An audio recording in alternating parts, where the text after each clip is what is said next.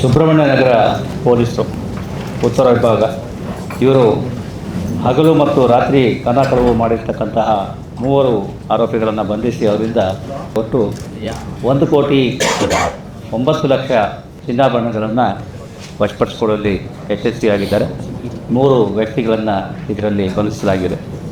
ಇದು ಆಗಿರ್ತಕ್ಕಂಥದ್ದು ಸೆಪ್ಟೆಂಬರ್ ತಿಂಗಳ 23ನೇ ತಾರೀಕು ವರದಿಯಾಗಿರ್ತಕ್ಕಂಥದ್ದು. ಅಂದರೆ 21ನೇ ತಾರೀಕು ಸಾಯಂಕಾಲ ಅಂದರೆ ರಾತ್ರಿ 10 ಗಂಟೆ ಸಮಯದಲ್ಲಿ ಅವರು ಮನೆಗೆ ಬೀಗ ಹಾಕ್ಕೊಂಡು ಮಾರನೇ ದಿವಸ ರಾತ್ರಿ ಬಂದಾಗ ಅವರ ಮನೆಯ 1ನೇ ಮಾಡಿಯ ಕಿಟಕಿಯ ಕಬ್ಬಿಣದ ಗ್ರಿಲ್ಗಳನ್ನು ಕಟ್ ಮಾಡಿ ಅದರ ಒಳಗಡೆ ಹೋಗಿ ಮನೆಯಲ್ಲಿರ್ತಕ್ಕಂಥ ಈ ರೀತಿಯ ದೊಡ್ಡ ಮೊತ್ತದ ಚಿನ್ನಾಭರಣಗಳನ್ನು ವಶಪಡಿಸಿಕೊಂಡಿರ್ತಕ್ಕಂಥದ್ದು ತಿಳಿದು ಬಂದಿದೆ. ಅದಾದ ನಂತರ ಈ 23ನೇ ತಾರೀಕು ಅವರನ್ನು ಕಂಪ್ಲೇಂಟನ್ನು ಕೊಟ್ಟಾಗ ಪೊಲೀಸರು ದೂರನ್ನು ಸ್ವೀಕರಿಸಿ ಬೇರೆ ಬೇರೆ ಆಯಾಮಗಳಿಂದ ತನಿಖೆಯನ್ನು ಕೈಗೊಂಡು ಇದರ ಪ್ರಮುಖ ಆರೋಪಿ ಆತನನ್ನು ಶಿರಾ ಹತ್ತಿರ ಬಂಧಿಸುವಲ್ಲಿ ಯಶಸ್ವಿಯಾಗಿರ್ತಾರೆ.